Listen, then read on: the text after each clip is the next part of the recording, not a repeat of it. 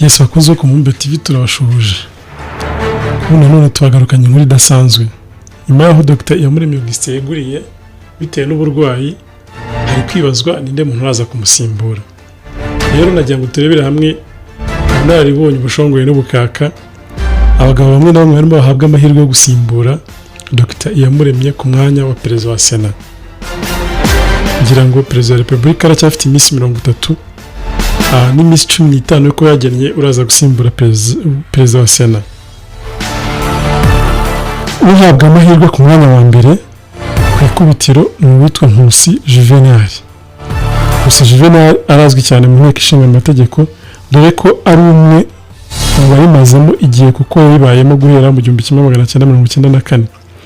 Amashami n'imizi y'inteko arabizi, ndetse yigeze no kuyobora inteko ishinga amategeko y'inyacyubahiro y'inzibacyuho guhera mu 1994 kugeza mu 1997.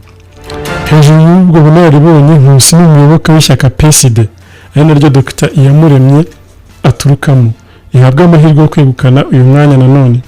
Nkusi kandi afite amahirwe yo kuba abaturage bamwemera cyane kubera uburyo yatitizaga abayobozi ubwo yari ayoboye komisiyo y'abadepite ishinzwe gukurikirana ikoreshwa ry'umutungo wa leta PAC.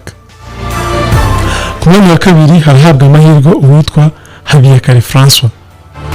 Uyu mugabo w'imyaka 70 ni umwe mu bamaze igihe muri politiki y'u Rwanda kuko yinjiye muri guverinoma mu 1982 ari minisitiri w'abakozi ba leta n'umurimo. Mu mwanya yavuyemo mu 1991 ajya kuba umuyobozi mukuru ushinzwe abakozi muri Bralirwa. Habiyakare udafite ishyaka abarizwamo yinjiye muri Sena mu 2019 nk'umwe mu basenateri bashyizweho na perezida wa Repubulika. Nyuma y'imyaka 7 yari amaze ari perezida wa komisiyo y'abakozi ba leta. Abamuzi bavuga ko ari umwe mu bantu batagira ibikabyo no kwikakaza, haba mu ruhame no muri bagenzi be. Ibintu bishoboka kumwongerera amahirwe nibyo. Undi uhabwa kuba yayobora Sena ni Evode Uwizeyimana. Ngira ngo baramuzi cyane. Uyu mugabo w'imyaka 52 ni umwe mu bamenyekanye muri politiki y'u Rwanda mu myaka isaga 8 ishize. Ahanini kubera uburyo adakunze kurya iminwa imbere y'ibibazo n'ibyo bamwe bita ko bikomeye.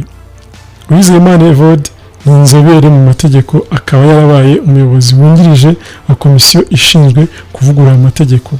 Yabaye umwe mu bari bagize komisiyo yunganira inteko mu kuvugurura inteko ishinga amategeko kuva muri 2016 kugeza muri 2020. Yabaye umunyamabanga wa leta ushinzwe itegeko nshinga n'andi mategeko. Nta shyaka rizwi abarizwamo, ari nabyo bimuha amahirwe menshi yo kuba yatorwa. Gusa byasaba imbaraga kwemeza bagenzi be biganjemo abamaze igihe kinini muri politiki y'u Rwanda ngo bamujye inyuma no kuba atavugwaho rumwe cyane cyane ku bitekerezo akunze gutanga. Ku mwanya wa 4 haza Dushimimana Lambert. Uyu mugabo w'imyaka 51 yakoze mu myanya itandukanye cyane ijyanye n'amategeko mpuzamahanga, afitemo masters. Yakuye muri kaminuza ya Pretoria muri Afrika y'Epfo.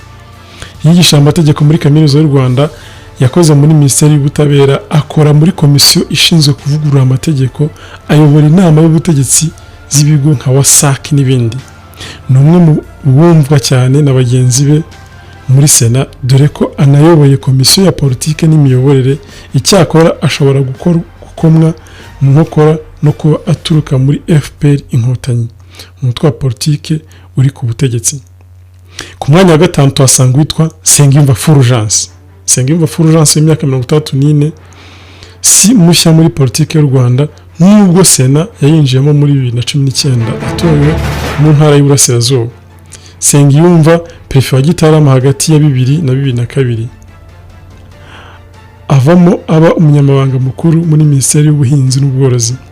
Hagati ya 2016 na 2018 yabaye umunyamabanga wa leta muri Minisiteri y'Ubuhinzi n'Ubworozi ushinzwe ubuhinzi n'impuguke mu buhinzi. Cyakora akaba barizwa muri FPR Inkotanyi. Ni umwe mu basenateri bagiye bagira imyanya ikomeye muri guverinoma. Icyakora amahirwe akaba ashobora kugabanywa nuko ari umutwe wa politike uturukamo perezida wa repubulika ndetse no kuba ari umuntu utuje cyane.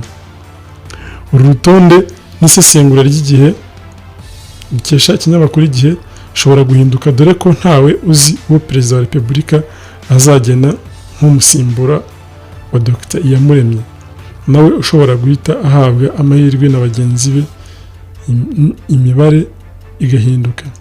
Itegeko ngenga rigena imikorere ya Sena rivuga ko mu gihe kitarenze iminsi 30 uhereye ku munsi Sena yemeje ko umwe mu bagize biro yayo yavuye burundu mu mirimo, inama igamije kumusimbura itumizwa kandi ikayoborwa na perezida wa repubulika ari nawe uyobora iryo tora.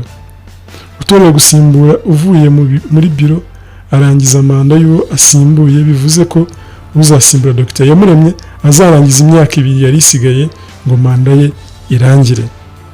None bakunzi bo kumbe official, murabona inde muntu cyangwa se inde muntu amahirwe yo kuba yasimbura Dr Iyamuremye?